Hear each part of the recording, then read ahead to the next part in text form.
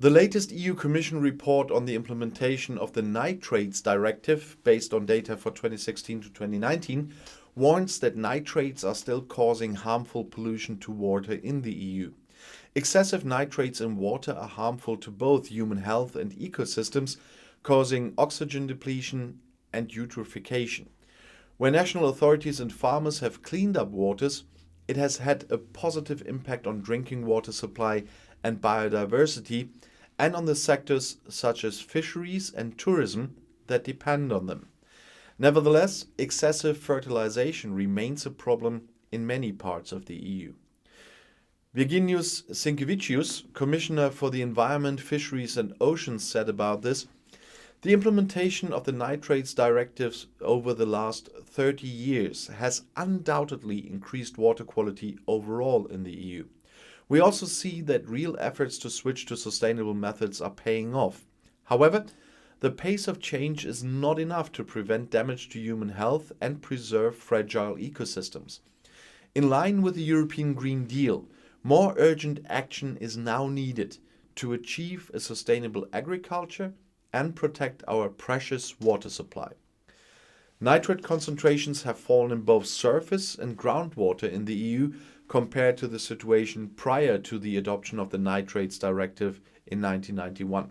However, the new report reveals that little progress has been made over the last decade, and nutrient pollution from agriculture is still a serious concern for many member states. For the period from 2016 to 2019, across member states, 14.1% of groundwater still exceeded the nitrates concentration limit set for drinking water. According to the findings, water reported as eutrophic in the EU includes 81% of marine waters, 31% of coastal waters, 36% of rivers, and 32% of lakes.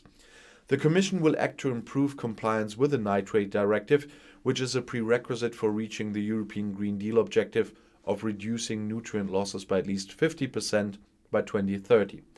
This requires strengthened measures in most member states at national and regional level. Overall, the quality of national action programs has improved, but in many cases the measures in place are not sufficiently effective in fighting pollution in areas where agricultural pressure has increased.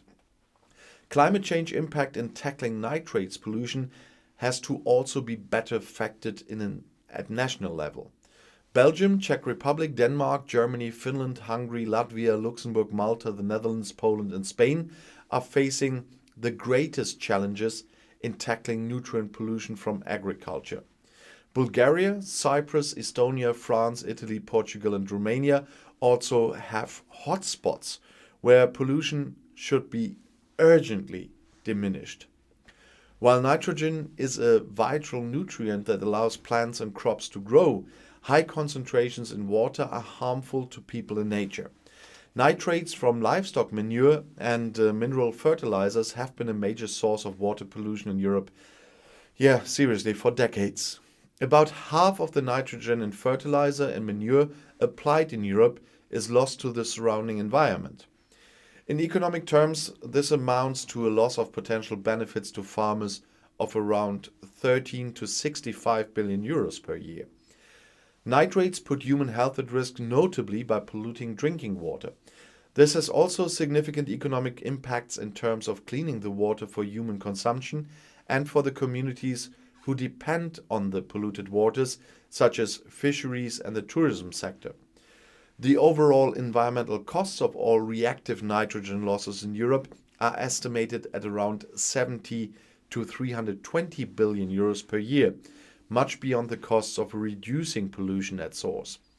The farm to fork and the biodiversity strategies are key initiatives of the European Green Deal and set a target to halve nutrient losses by 2030.